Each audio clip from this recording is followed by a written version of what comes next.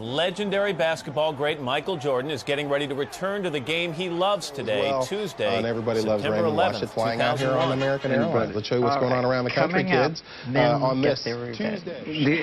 Howard. It is beautiful outside, perfect September day with lots of sunshine. The world needed a hero, look at Washington, but what it got? Just log on. Yeah. Jim, just a few moments ago. When you were looking at obviously a very disturbing live shot there. That is we want to tell you what we know as we know it, but we just got a report in that there's been some sort of explosion at this point in the time. World But on the Trade phone, Center we do have in Jennifer New York Oversee, who apparently witnessed this event. It Jennifer, can you hear me? there is more and more fire and smoke enveloping the very top of the building, and as fire crews descending on this area to bank sharply and smash directly, perhaps purposely, into, oh my goodness, there's another one. Oh my goodness, there's another one. Oh my goodness, now you... For anyone who works in broadcast news, the shadow of 9/11 hangs over you. It was the true beginning of the endless news cycle, and we haven't gone back since. Looking back now, there's as much to learn from what went wrong in the coverage of the attacks as there is from what went right. So who covered 9/11 the best? On September 11th, the majority of standard cable channels were either airing coverage of the attacks or off the air out of respect. Each analysis will cover from the moment the respective network began coverage until 12 p.m., on average about 3 hours and 10 minutes for each station. Let's start with NBC. From NBC News, this is Today. We want to go live right now and show you a picture of the World Trade Center, where I understand... Do we have it? Matt Lauer is informed about the North Tower mid-interview and throws to commercials, making NBC one of the last to break the news nearly 7 minutes after the plane's impact. Katie calls it an incident, Matt calls it an accident, and they awkwardly throw to break yet again until the director obviously tells them to keep going. In just a few minutes. We're back. NBC has some great phone interviews with New Yorkers in the scene. Their broadcast actually works best when they focus away from the anchors. These two are still in morning talk show mode, and it takes a while for them to find their footing. Matt Lauer is often rude in phone interviews, questioning those with a far better perspective than he has. I didn't get the impression that it was that big a plane. It looks big from here. In contrast, Katie Couric plays this exactly how she was trained to. She never breaks from her news voice. This is so shocking, of course, to everybody watching. This is the professional thing to do, but as we're going to see with the other networks, humanity is what endears reporters to the viewer. And Katie Couric censoring profanity as we watch thousands of people die doesn't work. We're blanking dying when asked what was happening. NBC repeats itself a lot. They get really stuck on what type of plane it was, and in the last hour of the broadcast, spend a good deal of their time throwing to Lower Manhattan Hospital interviews that add little to no information. They don't start to find their groove in this chaos until Tom Brokaw joins the desk. Having this respected figure of the industry explain to America the chaos ongoing is oddly calming. It harkens back to Cronkite reporting on JFK. The networks that had a recognizable voice covering the attacks benefited because, in that moment, Americans needed someone they knew. They needed a familiar voice to explain this tragedy. Brokaw knows this is his hour, and he owns it. The profile of Manhattan has been changed. There's been a declaration of war by terrorists. The best part of the broadcast are the on-set interviews with survivors. No other network brought dust-covered eyewitnesses into their studio that early on, and their experiences are as shocking as their appearance. It was like a scene out of Independence Day. In NBC's weakest aspect, they share a report from Dubai Television that the Democratic Front for the Liberation of Palestine has claimed responsibility for the attacks. Several other networks share this report as well, but NBC, or at least Katie Couric, seems stuck on it. They bring it up multiple times.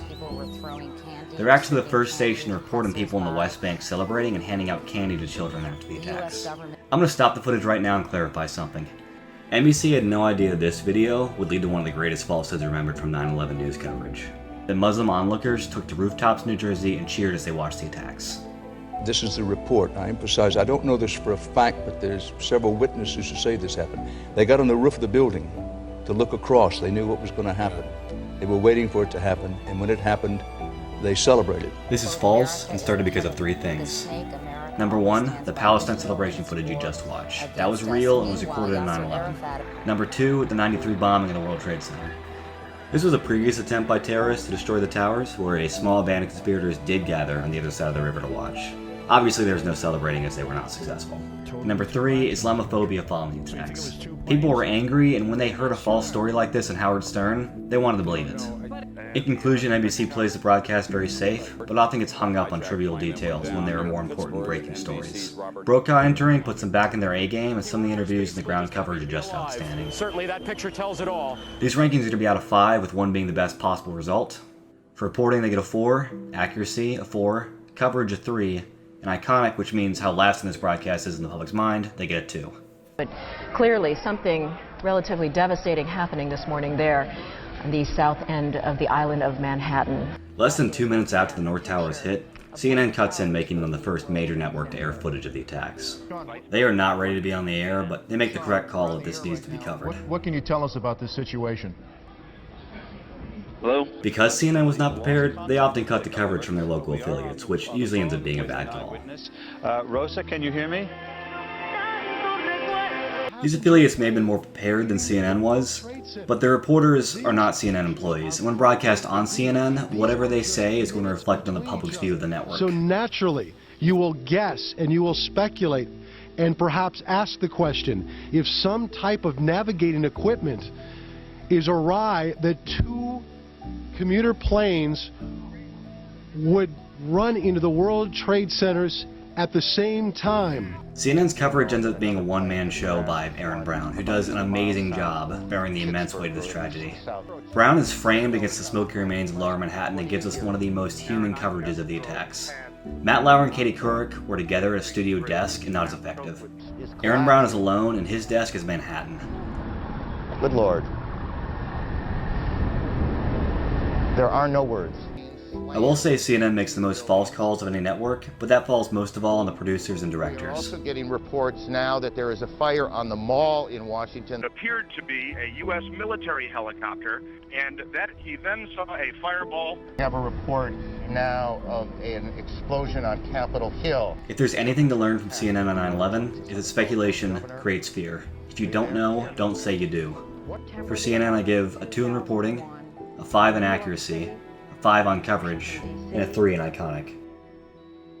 This is an ABC News special report. The first 20 minutes of ABC's coverage of Good Morning America with Charles Gibson and Diane Sawyer, who are pros as always.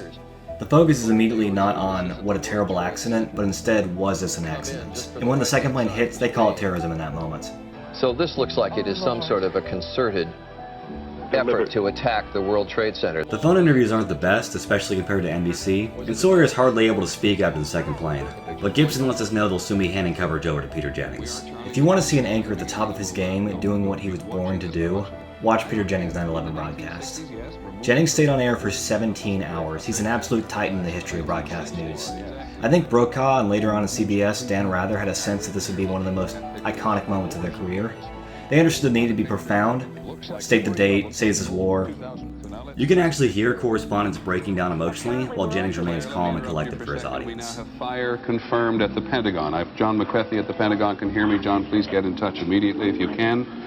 When Jennings has not confirmed a story, he doesn't waste time on it. While ABC shares the same false report of an explosion at the Capitol as CNN did, they aren't going to throw to a phone interview at the Hill on the chance they might miss coverage where they know there have actually been attacks. When ABC needs a moment to pause and collect new information, they don't air another affiliate's coverage like CNN. Instead, they montage clips that are exceptionally well edited within such a short period of time. How badly are you hurt? I have no idea.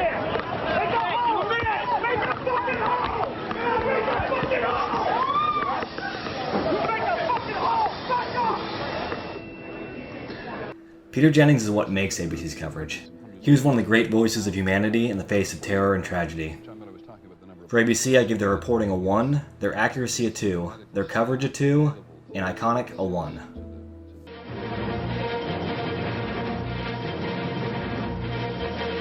CBS broadcast is probably the most awkward of the major 5. What's your name? Yeah, my name is Stuart. Much like NBC, they have some great phone interviews, but unlike NBC, Brian Gumbel is alone at the desk, and he has no one to back him up or speak in his place. You saw a plane? Yes, I just saw a plane go into the building. Why do you say that was definitely on purpose? Because Gumbel tries to hold his ground until Dan Rather can take over, but unlike when ABC was waiting for Peter Jennings, there's a desperate need for his replacement here. Jim, good morning. Good morning. You've been watching this. Talk to me. I shouldn't say good morning. It's not a good morning. No, I apologize. Go ahead. When Rather does join in, it's a similar comfort as Tom Brokaw, but his usual Ratherisms feel out of place here. But this is a day in which rumors are going to spread like mildew in damp basements. Rather's delivery is very dramatic and often effective, but there's times when an anchor's job is to let the footage talk, and Rather misses that. The whole building's gone. The whole building's gone. Indeed. Holy fucking Jesus! We do apologize for the language on the videotape. At this point, I could find no more available national footage from CBS. All online compilations cut to local affiliate coverage in DC. As someone who works in local news, I want to say this is the right call. WUSA is a professional news station with a lot of resources, and if viewers want to see national coverage, they can change the channel. The viewers in Washington need non-stop news in their area because they may want to get out of the city. They may have loved ones in the Pentagon. And to be honest, this local coverage is better than what was on national. CBS is one of the most forgettable broadcasts of that day, but the recordings that exist online do teach us the importance of the priorities of a news station. For reporting, I give CBS a 5, accuracy a 3, coverage a 4. I do want to say though they have some of the best immediate footage of the second plane's impact, and iconic, a 5.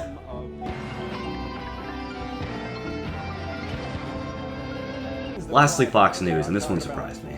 It's the most accurate, much like CNN, it's a one-man show, but it doesn't feel like it. The anchor Jonathan Scott does a great job reporting facts and calling it as it is. This has to be deliberate, folks. Well, that would begin to say that. He's the first to save bin Laden, and Scott is actually a pilot himself, which gives him a very unique perspective on the attacks. Unfortunately, Fox is the weakest footage. There's a lot of quick zooms and not a large variety of shots. One of their biggest weaknesses is the lower thirds are massive and often block the action on screen. One thing they did get technically right was the news ticker at the bottom. This is actually a standard in broadcast today. It was popularized by Fox because of this broadcast. You can actually see CNN implement in theirs after they see Fox using it. Often when Fox shared false reports, they're almost correct. For example, their initial report of a plane hitting the interstate next to the Pentagon is quickly corrected with the Pentagon itself. They very efficiently get their information out, and unlike other networks, call it immediately when the South Tower collapses. The World Trade Center, 110 stories, literally starting to fall. If there's a good interview, they take it. They actually cut off the New York governor in favor of ground interviews with survivors. Governor, can you hold on for just a second? From the tower, from right to left, I guess west to east, and everything just all of a sudden just imploded. In Fox's footage, you can hear the chaos on the ground. At the other networks, most all immediate footage is on mute. Despite some weak footage, the coverage is just an incredible job from its anchor Jonathan Scott and the directors and producers behind the scenes. America, offer a prayer. For Fox, they gave a 3 in reporting, a 1 in accuracy, a 1 in coverage, which they without a doubt had the best Pentagon coverage, and a 4 in iconic. I encourage everyone to watch September 11th news coverage because regardless of the broadcast quality, there's something to learn from them, especially for those in broadcast news. These are all reporters, directors, and producers on their worst day. For those in news, September 11th teaches the danger of speculation and the importance of humanity. That's something we need to remember in our worst of times, and our best. Very often make recommendations for people's behavior from this chair, but as Lisa was talking, I checked in with my children, and who are deeply stressed, as I think young people are across the United States. And so if you're a parent, you got a kid in some other part of the country, call them up. Where were you on 9/11? American September is a documentary film project where I'll be interviewing residents from all 50 states and Washington, D.C. about where they were on September 11th, 2001.